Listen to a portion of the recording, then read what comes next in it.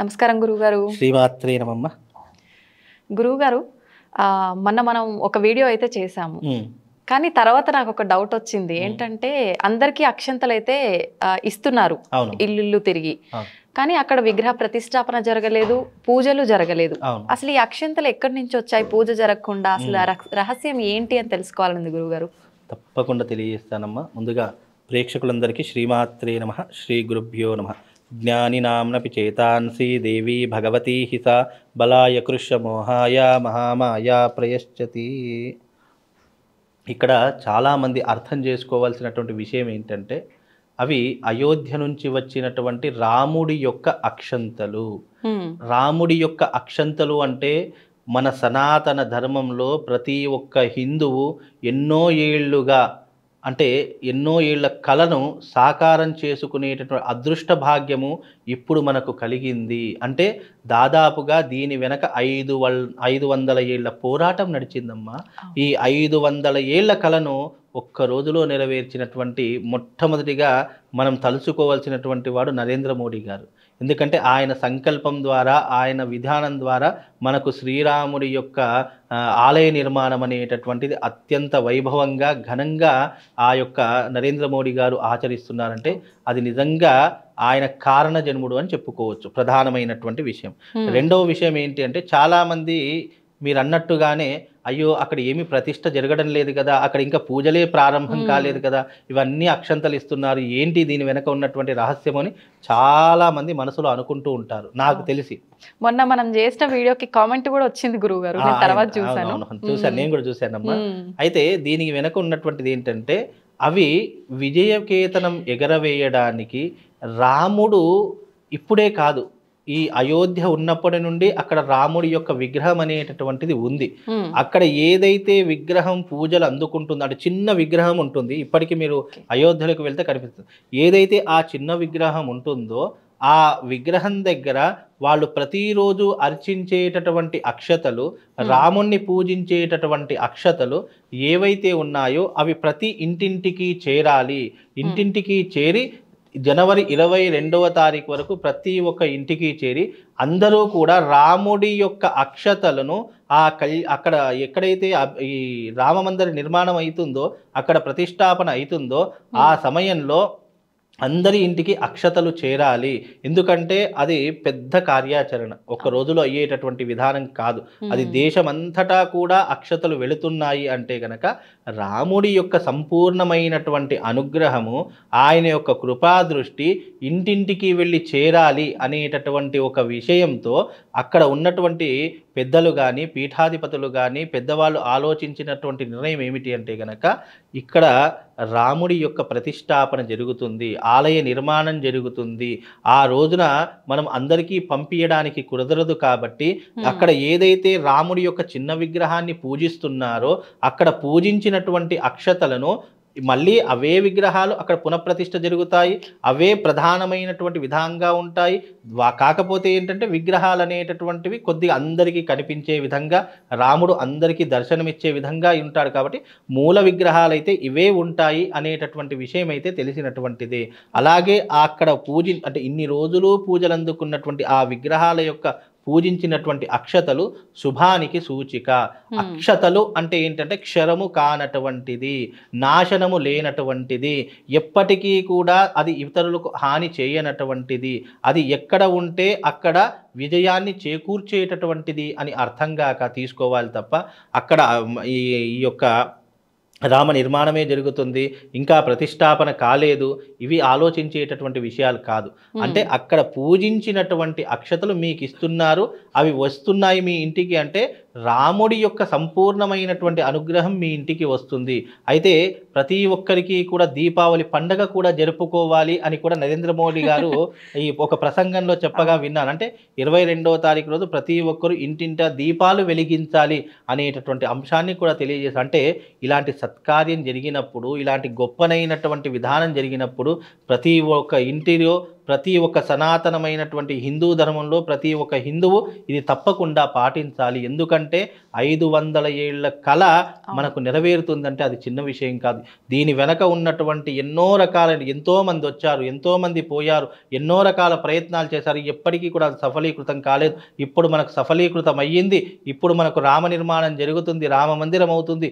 అందులో ఇంకో విషయం ఏమిటి అంటే ఎంతోమంది ముస్లింలు కూడా హిందూ ధర్మాన్ని స్వీకరించారని కూడా మొన్న పత్రికలలో నేను చూశాను. దాదాపు 100 మంది అక్కడ ఉన్నటువంటి వాళ్ళే, అయోధ్యలో ఉన్నటువంటి వాళ్ళే హిందూ ధర్మాన్ని స్వీకరించారు అంటే ఎంత మార్పు వచ్చిందో దీని వెనక మనం అర్థం చేసుకోవాలి. ఈ రామ జన్మభూమిలో పుట్టడం మన అదృష్టము. ఈ రామ జన్మభూమిలో మనం పుట్టాము అంటే నిజంగా ఆ రాముడి యొక్క సంపూర్ణమైనటువంటి అనుగ్రహము ప్రతి ఒక్క హిందూ మీద ఉంటుంది అనే ఉద్దేశంతో అక్షతలు అనేటటువంటివి ఆ సమయంలో నిజానికి ఆ అక్షతలు ఏం చెయ్యాలి అంటే కనుక మన ఇంట్లో బియ్యం డబ్బాలు వేసుకోవాలి. ఇక అవి కొన్నే ఇస్తున్నారు కదా, దీన్ని ఏం చేసుకోవాలని చెప్పి కొంతమంది పారేస్తున్నారు. అయ్యో అలా చేయకండి అమ్మా, ఎవరు కూడా అలా చేయకండి. ఆ అక్షతలను మీ బియ్యం డబ్బాలో వేసుకోండి. లేదు, ఆ రోజున అక్కడ రాముడి యొక్క ఏదైతే ప్రతిష్టాపన జరుగుతుందో ఆ జరుగుతున్నటువంటి విధానాన్ని నువ్వు మనసులో తలుచుకొని నీ తల మీద వేసుకో. రాముడి సంపూర్ణమైనటువంటి అనుగ్రహం నీకు దొరుకుతుంది. ఈ రకంగా వినియోగించుకోవాలి అని అది ఇంటింటా దేవుడి యొక్క ఆశీర్వచన అక్షతలు అంటారు దాన్ని. ఆశీర్వచనం అంటే ఏంటి? ఆ రాముడి యొక్క సంపూర్ణమైనటువంటి అనుగ్రహము మీ ఇంటికి పంపిస్తున్నాము కనుక మీరు ఆ అక్షతలను రాముడి అక్షంతలుగా భావన చేసుకోండి. ఆ ఆది పురుషుడైనటువంటి రాముడు కలియుగం నందు అందరినీ కాపాడాలి అనే ఒక ఉద్దేశంతో ఇంటింటికి అక్షంతలు తీసుకొని వస్తున్నారు. అందరూ కూడా అవి సాక్షాత్తు మీ అక్షంతలుగా చూడకండి, రాముడే మీ ఇంటికి వచ్చాడు అని ఆలోచన చేసి తీసుకోండి.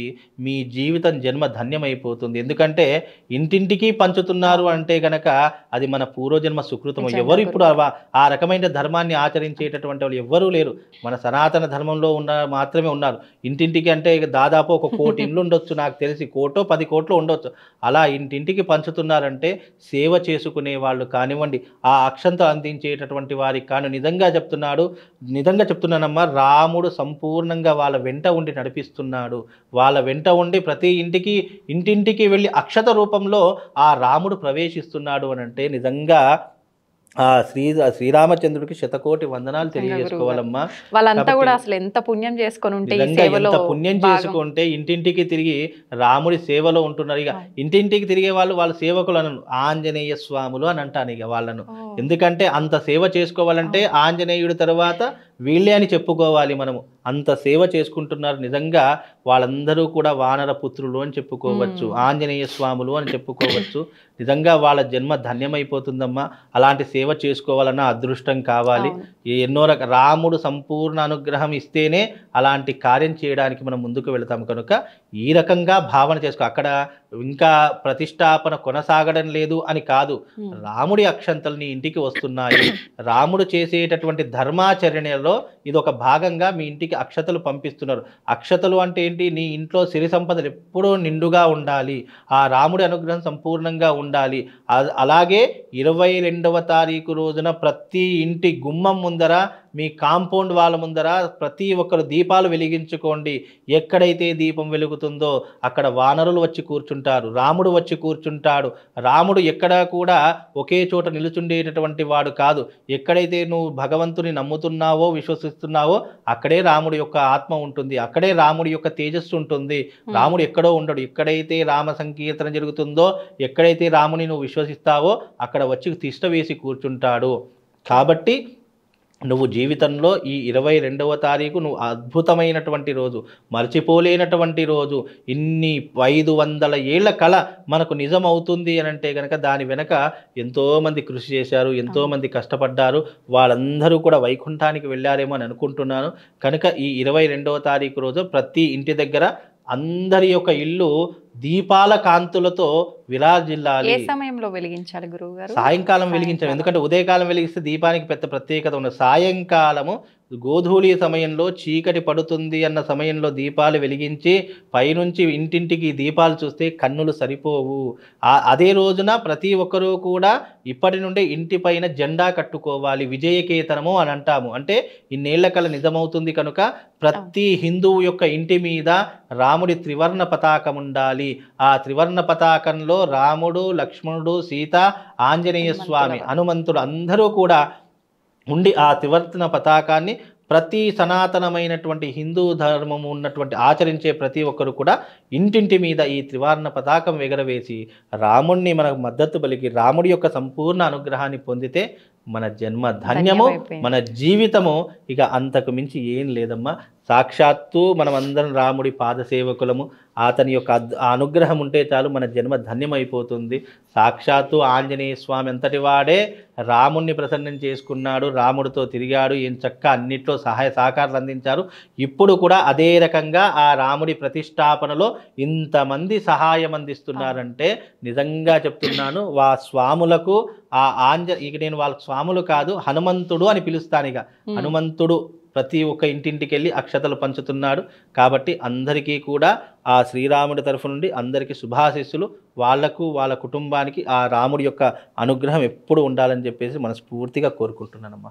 నిజంగా గురువుగారు, అందరికీ అంతటి మహాకార్యం జరుగుతున్నప్పుడు వెళ్ళాలని అయితే ప్రతి ఒక్కరికి ఉంటది, కానీ వెళ్ళలేని పరిస్థితుల్లో కూడా ఉంటారు చాలా మంది ఉంటారు. అయినా భగవంతుడు అందరినీ కనిపెట్టి గమనించి ఆయన ఆశీర్వాద రూపంలో అక్షతలు అనేవి మనందరికీ వచ్చేలా చేశారు గురువు గారు. నిజంగా అంటే ఆయన గమనించి ఆయన యొక్క అనుగ్రహం ఇంటింటా ఉండాలి అనే సంకల్పం రావడం అనేటటువంటిది నిజంగా చెప్తున్నాను చాలా గొప్పనైనటువంటి ఔన్నత్యం కలిగినటువంటి వారికి ఇలాంటి ఆలోచనలు వస్తాయి.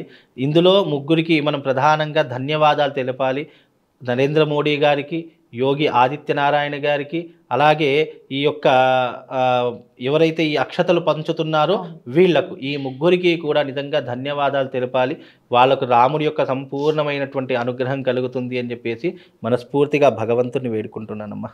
నిజంగా ఇంత మంచి విషయం మాతో షేర్ చేసుకున్నందుకు థ్యాంక్ యూ గురువు గారు. జై శ్రీరామ్. జై శ్రీరామ్.